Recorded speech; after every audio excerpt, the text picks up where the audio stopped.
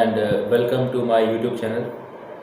आज हम बात करेंगे कि सिनॉप्सिस कैसे बनाते हैं। तो इससे पहले जो मैंने एक वीडियो शेयर की थी उसमें मैंने बात की थी कि किस तरीके से पीएचडी का इंटरव्यू फेस करें, जो इंटरव्यू पैनल होता है उसको किस तरीके से फेस करें, और पीएचडी में एडमिशन लेने का कि सबसे बेस्ट तरीका क्या होता है, क्या टैक्टिक्स, क्या स्ट्रैटेजी, क्या अप्रोच होनी चाहिए, उसके ऊपर मैंने बात की थी। तो उसी लिहाज से मैंने एक बात की थी कि सिनॉप्सिस आपके पास होना चाहिए। तो आज उसी को कंटिन्यू करते हुए मैं बात करूंगा कि सिनॉप्सिस क्या होता है और सिनॉप्सिस क्यों ज़रूरी है और क्या कंपोनेंट होते हैं सिनॉप्सिस के, उसके ऊपर मैं चर्चा करूंगा और डिस्कशन करूंगा। ठीक है, तो सबसे पहले मैं आपको बता दूँ, I am doctor Mohammad Danish और मैं बात करूंगा रिगार्डिंग दी सिनॉप्सिस। तो सिनॉप्सिस जो होता है, जो भी कोई पीएचडी में इंटरेस्टेड है या पीएचडी करना चाहता है, तो रिसर्च जो हमें करनी है अगले 2 साल में 3 साल में, तो उसका एक पहले से ही हमें एक ब्लूप्रिंट, एक मैप, एक प्लान की तरह एक रिटन फॉर्म में पेपर पर तैयार करना, उसे हम बोलते हैं सिनॉप्सिस। ठीक है, वो सिनॉप्सिस डिपेंड करता है, अगर आपका पीएचडी की थीसिस पीएचडी रिसर्च का है तो वो थोड़ा सा बड़ा हो सकता है, 8 से 10 पेज, 12 पेज, 15 पेज का भी हो सकता है। लेकिन अगर कोई आप डिसर्टेशन कर रहे हैं, कोई आप मास्टर्स प्रोग्राम में कोई रिसर्च का काम कर रहे हैं, तो उसका भी एक सिनॉप्सिस होता है, उसका भी ब्लूप्रिंट होता है। तो वो एक छोटा सा हो सकता है, 2 से 3 पेज का, लेकिन हम बोलते हैं उसको भी सिनॉप्सिस है। ठीक है, लेकिन हम बात कर रहे थे यहाँ पीएचडी के सिनॉप्सिस की। ठीक है, तो पीएचडी में जो सिनॉप्सिस यूज होता है, जिसे हम ब्लूप्रिंट भी बोलते हैं, तो ये क्या होता है, क्यों ज़रूरी है। तो मैंने अपनी पिछली वीडियो में भी जिक्र किया था कि अगर हमको कोई रिसर्च करनी है या कोई भी काम करना है तो उसका एक ब्लूप्रिंट हमारे पास होना चाहिए, एक प्लान हमारे पास होना चाहिए। सिमिलरली वही पीएचडी का है कि अगर हमें पीएचडी में आगे 3 साल, 4 साल, 5 साल जो काम करना है, तो उसका पहले से हमारे पास एक छोटा सा प्लान की फॉर्म में कि हम क्या करेंगे, कैसे करेंगे, किस तरीके से करेंगे, क्या मेथड यूज़ करेंगे, कहाँ से डेटा कलेक्ट करेंगे, कौन सा स्टैटिस्टिकल टूल लगाएंगे, क्या रिजल्ट्स हो सकते हैं, क्या कंक्लूजन हो सकता है, क्या प्रॉब्लम है जिसके ऊपर हम काम कर रहे हैं, कहाँ से हमने डेटा कलेक्ट किया है। तो कुछ उन सब चीज़ों का जो कलेक्शन है एक ऑर्डर्ड वे में, उसको हम बोलते हैं सिनॉप्सिस। ठीक है, so synopsis is nothing but just a mini representation of your future research, whatever you are thinking to pursue in the upcoming 3 years और 4 years। ठीक है, तो this is in general about the synopsis. अब synopsis के क्या component होते हैं, कैसे बनाना चाहिए सिनॉप्सिस।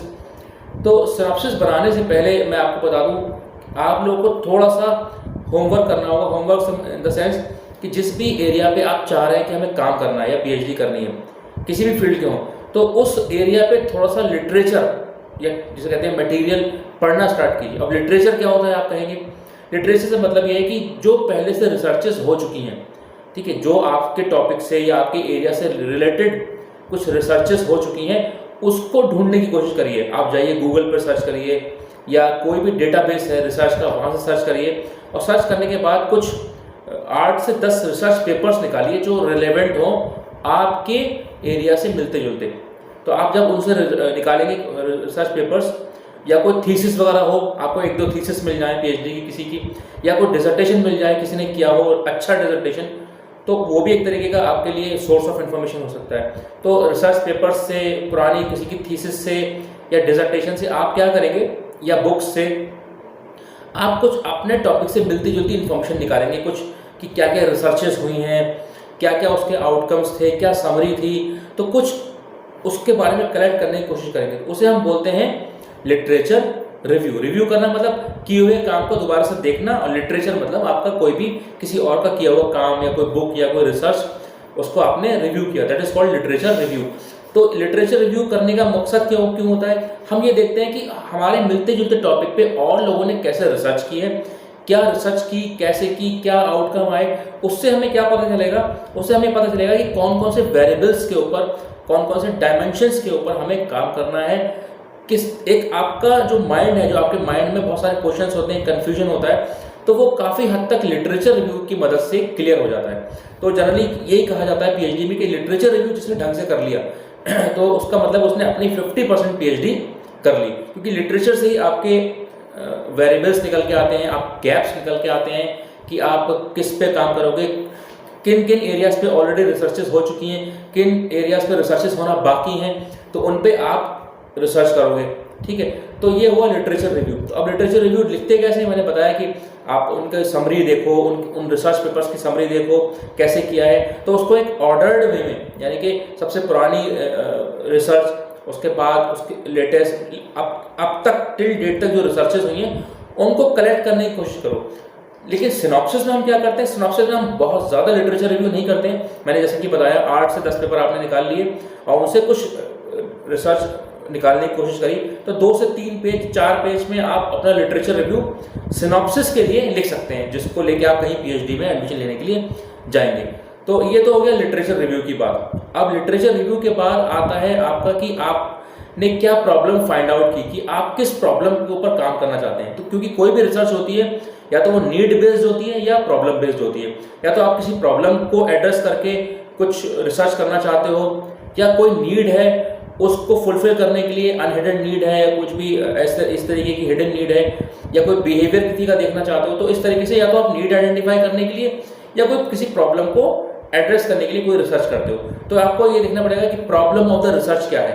तो आप एक तो प्रॉब्लम आइडेंटिफाई करो, प्रॉब्लम आइडेंटिफाई करने के बाद आपकी रिसर्च की क्या सिग्निफिकेंस है, आपकी रिसर्च क्या सिग्निफाई करेगी, किस चीज़ में फ़ायदा करेगी, आपकी रिसर्च से होगा क्या, क्यों आपकी रिसर्च इंपॉर्टेंट है। ठीक है, तो एक सिग्निफिकेंस आपकी, और एक होता है उसमें रैशनल, कि आपकी रिसर्च के पीछे क्या लॉजिक है, क्या रैशनल है, क्यों आप करना चाहते हो।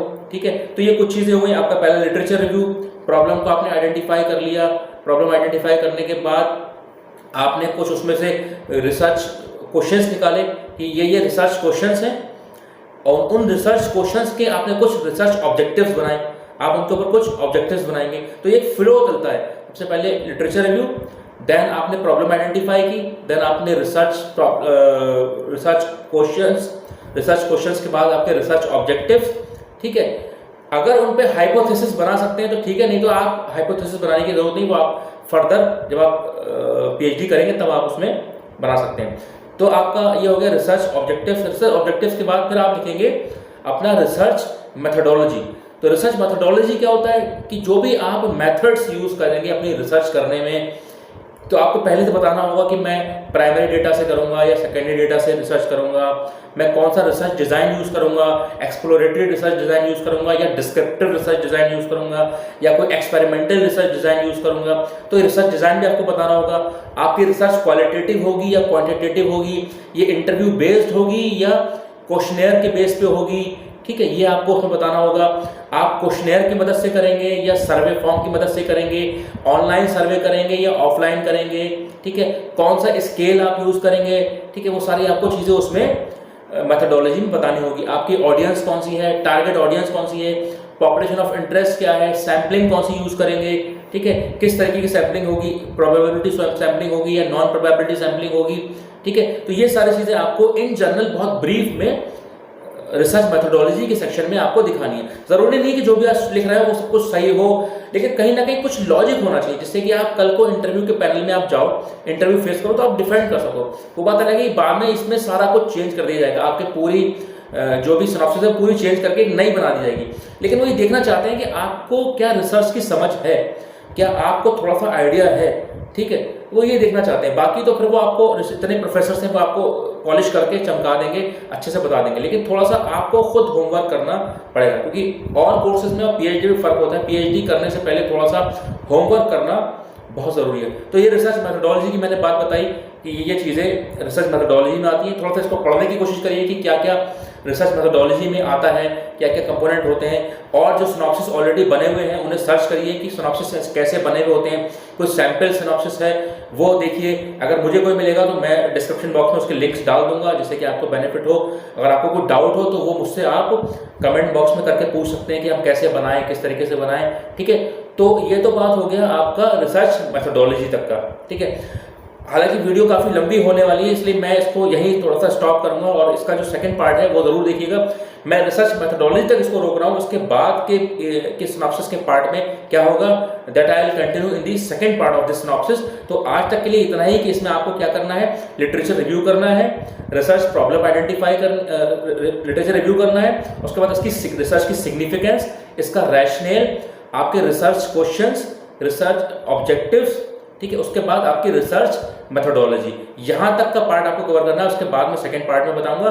तो आज के लिए इतना ही। अगर आपको ये वीडियो पसंद आई हो तो इसको जरूर लाइक करिएगा, शेयर करिएगा, सब्सक्राइब करिएगा मेरे चैनल को, और कोई भी डाउट हो तो आप कमेंट बॉक्स में करके मुझसे पूछ सकते हैं। सो आज के लिए इतना ही।